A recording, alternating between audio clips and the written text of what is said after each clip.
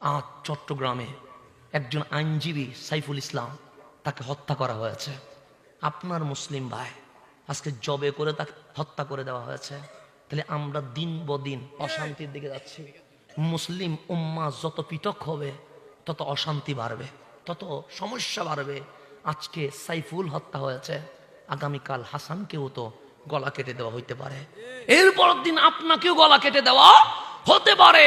তো আজ দলমত না তাকিয়ে আমাদের উচিত হবে শুধু বাংলাদেশ নয়, সারা বিশ্বের মুসলিম উম্মাহকে ঐক্যবদ্ধ হয়ে যাওয়া। এক না হইলে মারবে, কতক্ষণ আমারে মারি উড়ে খুশি করবে, কতক্ষণ উড়ে মারি। এখন ঐক্যের ফর্মুলা আবিষ্কার করতে হবে। অনৈক্য কেন হইছে আগে কারণগুলো নির্ণয় করতে হবে। এক নম্বর যদি দেখা যায় অনৈক্যের কারণ হিংসা, বিদ্বেষ, দুনিয়াবি কারণ, তাহলে এগুলাকে লাথি দিয়ে পায়ের নিচে রেখে ইসলামকে বুকে রেখে আমাদেরকে ঐক্য হতে হবে। দুই নম্বর, অনৈক্যের কারণ যদি আকীদা হয়, তখন আমাদের উচিত কে জিতবে এটা না, কে কাকে হারাবে এটা না। কারণ ইসলাম আমার বাবার কথাই চলে না, ইসলাম আপনার দাদার কথায় চলে না। কোরআন সুন্নাহ ইজমা কিয়াস দলিল আছে না নাই? আচ্ছা, এক টেবিলে বসে দলিলগুলো পর্যালোচনা করে কোরআন সুন্নাহ যেই আকীদা দিবে, সবাই যদি সেটা আল্লাহ এবং রসুলের জন্য মেনে নেই, তাহলে আমার মন বলছে একদিনে ঐক্য হওয়া সম্ভব। এখন বসে জিতার জন্য, ইসলাম তো জিততে বলে নাই, ইসলাম তো মানতে বলছে।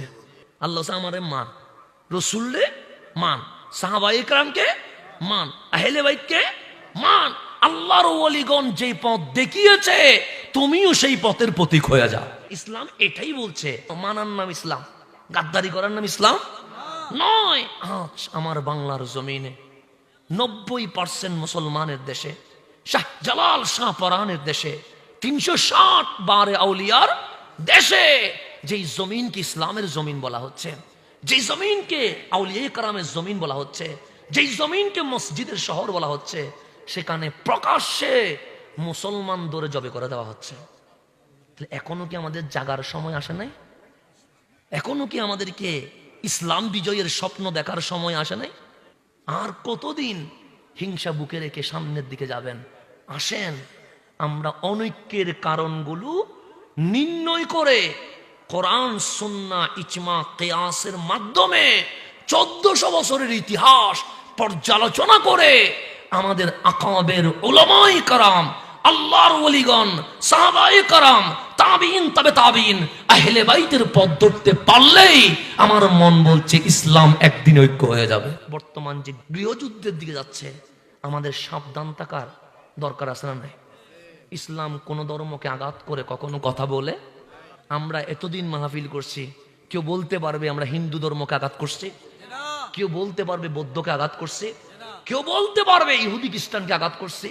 ইভেন আমরা এটাই বলছি, তুমি যদি নাস্তিক হও তোমার মতো তুমি চলো, কিন্তু আমার ইসলাম নিয়ে কথা বলার তোমার অধিকার নাই, আমার কোরআনকে অবমাননা করার কোনো অধিকার, আমার নবীর শানে বিয়াদবি করার কোনো অধিকার। আমরা এটাই বলছি, সকল ধর্ম স্বাধীনভাবে তাদের ধর্ম পালন করবে, কেউ কাউরে বকা দিবে না।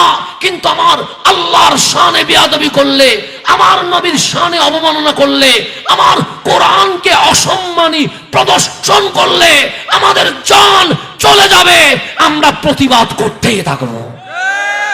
এই বিষয়ে আমরা কোনো সাথ দিব না। আপনার ধর্ম আপনার, আমার ধর্ম আমার। আমি যাব মসজিদে, আপনি মন্দিরে যান, আমার কোনো আপত্তি নাই। আপনি উপাসনালয়ে যান, আমার কোনো আপত্তি। আপনি গির্জায় যান, আমার কোনো আপত্তি।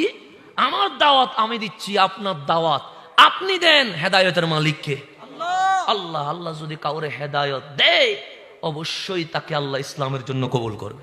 আসেন এই সোনার বাংলাদেশকে সুন্দর রাখার দায়িত্ব আমাদের। আমার দেশ আমাকে সুন্দর করতে হবে, কারণ আমার ইসলাম বলছে হুব্বুল ওয়াতানে মিনাল ঈমান, দেশপ্রেমে ঈমানের অঙ্গ।